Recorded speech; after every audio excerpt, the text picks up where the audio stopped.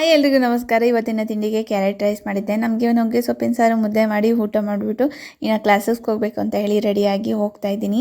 ಹೋಗೋ ದಾರಿಯಲ್ಲಿ ಸಿಕ್ಕಾಪಟ್ಟೆ ನಿದ್ದೆ ಬರ್ತಿತ್ತು, ಹಾಗಾಗಿ ಖರ್ಜೂರ ತಿಂದೆ. ಬೇಗನೆ ಹೋದೆ. ಇನ್ನು ಪೀಸ್ ಮಿಸ್ ಮಾಡಿ ಹೊಲ್ದಿದ್ನಲ್ವ, ತಲೆ ಕೆಟ್ಟೋಯ್ತು. ಆಂಟಿಗೆ ಒಂದ್ಸಲ ತೋರಿಸ್ದೆ, ಹಿಂಗಾದ್ರೆ ಆಗಲ್ಲ ಅಂತೇಳಿ ಮತ್ತೆ ಹೊಲ್ಸ್ದಾಗೆಲ್ಲ ನೀಟಾಗಿ ಡೀಟೇಲಾಗಿ ಹೇಳ್ಕೊಡ್ತು. ಅಲ್ಲಿ ಮುಗಿಸ್ಕೊಂಡು ಬಸ್ ಸ್ಟ್ಯಾಂಡಿಗೆ ಬಂದೆ.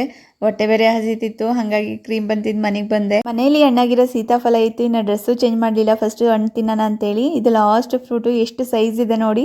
ಇನ್ನು ಮತ್ತೆ ಸೀಸನ್ ಬರೋವರೆಗೂ ಸೀತಾಫಲ ಇಲ್ಲ. ಒಂದು ಹಣ್ಣನ್ನ 3 ಭಾಗ ಮಾಡ್ಕೊಂಡು ತಿಂದ್ವಿ. ಟೇಸ್ಟ್ ಅಂತೂ ತುಂಬ ಅಂದರೆ ತುಂಬ ಚೆನ್ನಾಗಿತ್ತು. ಹಾಗೆ ಒಂದು ಸ್ವಲ್ಪ ಕೆಲಸ ಇತ್ತು, ಅದನ್ನು ಮುಗಿಸ್ಕೊಂಡೆ. ಹಾಗೆ ಟೀ ಕುಡಿಬೇಕು ಅನ್ನಿಸ್ತಿತ್ತು, ಒಂದು ಸ್ವಲ್ಪ ಟೀ ಕುಡಿದ್ಬಿಟ್ಟು ಇನ್ನು ರಾತ್ರಿ ಊಟಕ್ಕೆ ಎಲ್ಲ ರೆಡಿ ಮಾಡಿಕೊಂಡೆ.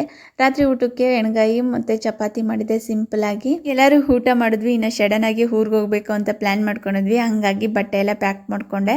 7 ದಿವಸ ಇರ್ತೀವಿ, 7 ದಿವಸಕ್ಕಾಗಷ್ಟು ಬಟ್ಟೆ ಪ್ಯಾಕ್ ಮಾಡಿಕೊಂಡೆ. ಎಲ್ಲಿಗೆ ಹೋಗ್ತಾ ಇದ್ದೀನಿ ಅಂತೇಳಿ ನೆಕ್ಸ್ಟ್ ವೀಡಿಯೋದಾಗ ಹೇಳ್ತೀನಿ. ಓಕೆ, ಬಾಯ್.